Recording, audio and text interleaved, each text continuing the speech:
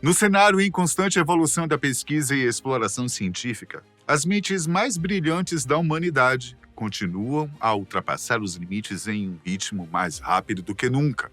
Em 2024, não seria diferente. O ritmo das transformações tecnológicas segue intenso e, por isso, hoje, resolvemos trazer as mais recentes descobertas tecnológicas para vocês.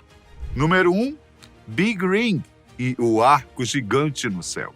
De acordo com a pesquisa digital Slow and Sky, a estudante de doutorado Alexia Lopes, ao estudar o universo distante, avistou algo incrível a 9,2 bilhões de anos-luz de distância de nós.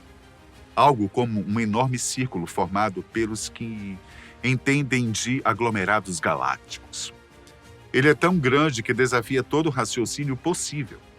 Apelidado de Big Ring, que em português significa grande anel, o círculo possui um diâmetro de 1,3 bilhões de anos-luz e uma circunferência de 4 bilhões de anos-luz, representando a maior estrutura do universo observável. No entanto, há um problema com o anel, e é o fato de que sua mera existência lança dúvidas sobre alguns princípios cosmológicos bem estabelecidos. Mas para entendermos como o anel está provocando rachaduras nos fundamentos da astrofísica, vamos precisar retroceder um pouco mais no tempo e pensarmos sobre o princípio do Big Bang. De acordo com essa hipótese, o universo surgiu a partir da expansão repentina e violenta de uma partícula extremamente densa e quente. Essa expansão, por sua vez, ficou conhecida como a Grande Explosão, que preencheu o universo como uma espécie de um imenso oceano formado por plasma. Segundo o artigo de Rafael Hallerbrook para o quadro Mundo e Educação do portal UOL, a teoria do Big Bang explica que todo o universo teria surgido a partir de uma singularidade, e ele continua se expandindo há pelo menos 13,8 bilhões de anos. Nesse sentido, a expansão inicial teria sido originária de um ínfimo ponto do espaço chamado de singularidade, que por sua vez possui densidade e temperatura infinitamente altas. Dessa forma, quando o universo estava na sua infância, a matéria estava espalhada num mar quase uniforme de partículas, e a gravidade tentava alterar isso, reunindo grandes bolsas de matéria para formar galáxias. E este não foi um processo fácil, pois à medida que a gravidade as uniu, a matéria esquentou, e isso criou uma pressão externa no espaço. Assim, à medida que o universo se expandia, a matéria esfriou e a gravidade começou a juntá-la novamente. Essa interação de gravidade e pressão criou uma oscilação equivalente a ondas sonoras. Elas, por sua vez, se espalharam em bolhas, carregando consigo alguma matéria. Quando o universo atingiu a idade de cerca de 380 mil anos, os átomos formaram-se pela primeira vez. E isso permitiu que a matéria esfriasse com mais eficiência e a gravidade começasse a dominar. Com pouco para resistir, estruturas de grande escala começaram a se formar, já que estavam impressas nessas estruturas as bolhas de matéria criadas pelas ondas acústicas. Essas bolhas são as rugas visíveis hoje como as oscilações acústicas de bárions. Uma analogia deste processo pode ser os das ondas geradas na superfície de um lago ao se jogar uma pedra. Portanto, essas ondas, chamadas de oscilações acústicas bariônicas, conhecidas pela sigla BAO em inglês, empurram a matéria para dentro de regiões de alta ou baixa concentração, espaçadas igualmente umas das outras, num padrão que evolui em épocas posteriores para paredões e filamentos de galáxias, consideradas as maiores estruturas do universo. Retomando a mais nova superestrutura intergaláctica de galáxias e aglomerados de galáxias em forma de anel, essa descoberta foi encontrada a partir das observações realizadas pelo telescópio de 2,5 metros do Sloan Digital Sky Survey, localizado no Novo México, Estados Unidos. A pesquisadora Alexia Lopes, PhD da Universidade de Central Lancashire, no Reino Unido, inclusive já havia reconhecido uma outra superestrutura através do telescópio, identificada pelo nome de arco gigante. ainda maior que o Big Ring, pois o seu diâmetro era de 3,3 bilhões de anos-luz. O arco gigante, de acordo com as pesquisas, fica a uma distância semelhante a nós na constelação de Bootes, o Pastor. No entanto, tanto o Big Ring quanto o arco gigante no céu são muito tênues para serem vistos com um telescópio de quintal. A pesquisadora Alexia Lopes, inclusive, conseguiu avistar as galáxias nestas superestruturas não porque fossem brilhantes, mas sim pelo fato de absorverem parte da luz que emana de quasares mais distantes. E para orientar a sua visão, vamos esclarecer que quasares são interiores extremamente luminosos de galáxias ativas, alimentados por buracos negros supermassivos. A identificação de duas estruturas ultra grandes e extraordinárias em configurações tão próximas, de acordo com Lopes, levanta a possibilidade de que juntas formem um sistema cosmológico ainda mais extraordinário. Número 2. As baterias do futuro. Baterias são cruciais para o funcionamento de nossa sociedade. Elas estão em nossos telefones, computadores, carros, bem, em quase todas as outras peças de nossa infraestrutura básica que fazem a vida moderna funcionar, incluindo os brinquedos das crianças. Embora se dê aos Estados Unidos o crédito pelo seu advento, possibilitando armazenamento e transporte de energia elétrica, elas trouxeram seu próprio conjunto de problemas, nomeadamente conhecido pelas extrações dos recursos necessários para tornar a produção de baterias alarmante. Uma das extrações mais preocupantes é a do lítio, componente crucial para o tipo de bateria usada em veículos elétricos. A mineração do lítio não é uma tarefa fácil e requer o uso de produtos químicos como ácido sulfuroso e hidróxido de sódio, que podem envenenar o ecossistema local, levando ao desvio de grandes quantidades de água doce, além do desmatamento das áreas afetadas pela mineração. Portanto, embora os próprios carros elétricos reduzam drasticamente as emissões em comparação com os motores de combustão tradicionais, a sua produção é, na verdade, mais poluente. Além disso, as fontes de lítio não são infinitas. E como acontece com qualquer outro recurso, eventualmente o custo da extração de lítio aumentará à medida que métodos mais novos forem necessários para alcançar reservas mais profundas ou desafiadoras. Além das baterias de íon de lítio, existem vários outros tipos com diversos usos em todo o mundo, como chumbo ácido, alcalino e níquel-cádmio, cada um com suas próprias vantagens e desvantagens. É por isso que encontrar uma solução mais sustentável ou um recurso mais barato para as baterias traria benefícios de longo alcance para o mundo, incluindo o transporte de dispositivos móveis e a eficiência dos painéis solares. Este ano, 2 equipes realizaram avanços significativos nesse sentido, uma na Austrália, a outra na China. Os pesquisadores da Universidade de Melbourne, na Austrália, lideraram o desenvolvimento de uma nova tecnologia de baterias conhecida como baterias de água reciclável. Cada uma dessas baterias requer uma extremidade positiva chamada cátodo, uma extremidade negativa chamada ânodo e um eletrólito que conecta os dois e converte energia química em energia elétrica. Tradicionalmente, o eletrólito usado é um material perigoso, como ácidos sulfúricos, no caso das baterias de chumbo ácido. Isso faz com que a disposição inadequada de baterias possa causar problemas ambientais, já que muitos tipos de baterias não devem ser simplesmente descartadas no lixo comum. Porém, a descoberta da equipe australiana revela que o eletrólito de seu protótipo de bateria é simplesmente água, com um pouco de sal, o que eles chamam de bateria de íon metálico aquoso. A vantagem notável é que, uma vez que o eletrólito à base de água perde sua carga, pode ser facilmente removido e substituído, potencialmente prolongando indefinidamente a vida útil da bateria. Além disso, os eletrólitos à base de água não apresentam risco de poluição química em comparação com as baterias de chumbo ácido. Nem tampouco oferecem risco de incêndios intensos muito comuns nas baterias de lítio.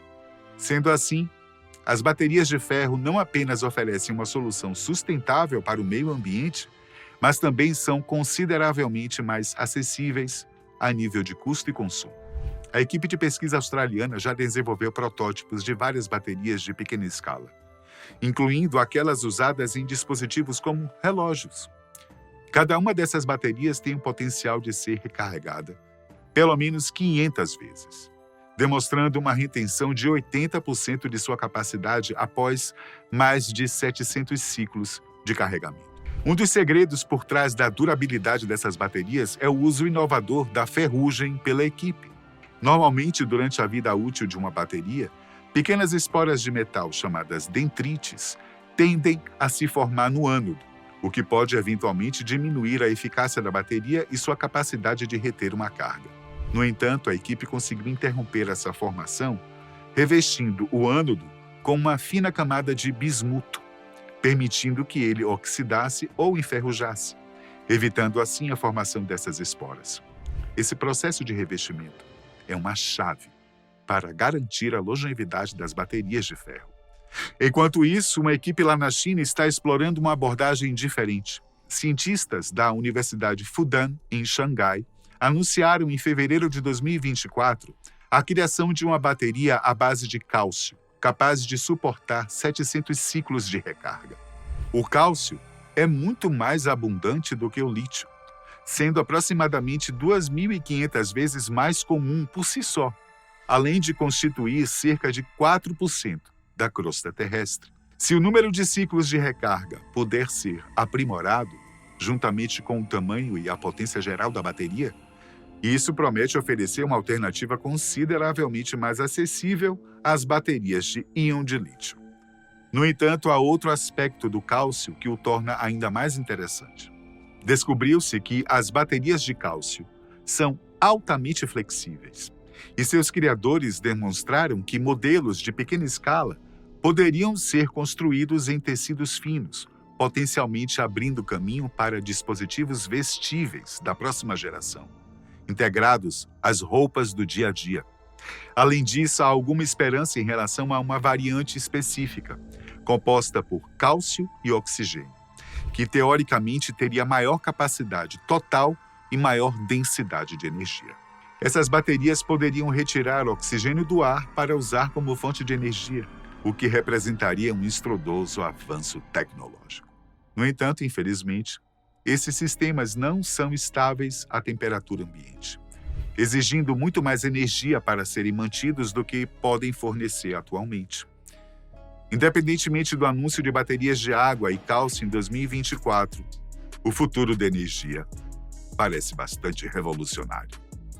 Número 3. Nova era da clonagem. Em fevereiro de 1997, o anúncio do nascimento da ovelha Dolly pelas mãos do embriologista escocês Ian Wilmot, falecido ano passado, marcou uma virada na história da civilização e da ciência. A humanidade brincava de Deus.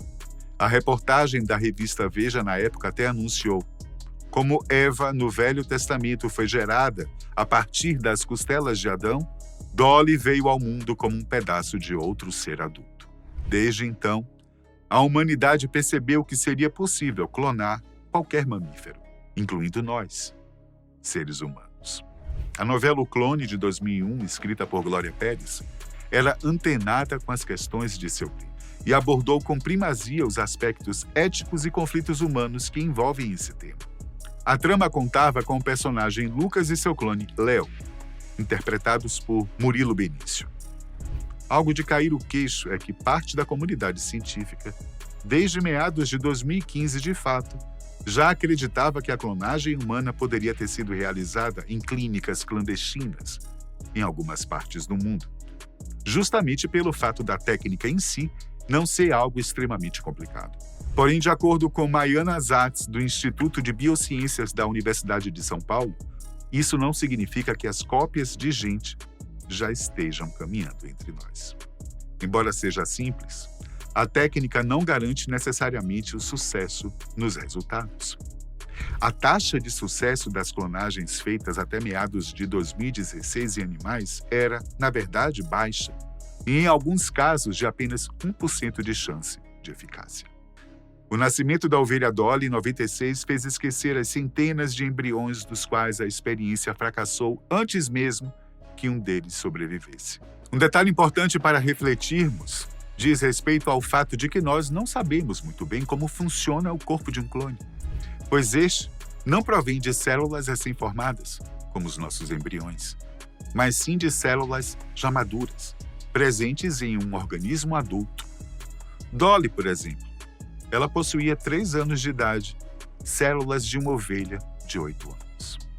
Porém, agora, depois de 28 anos de fracasso, pode ser que nossa humanidade esteja chegando perto de uma nova era, através da experiência com a Dolly 2.0. Um artigo publicado na renomada revista científica Nature Communications revelou que ocorreu a reprodução em laboratório de uma cópia do macaco Rhesus, atualmente com 3 anos de idade.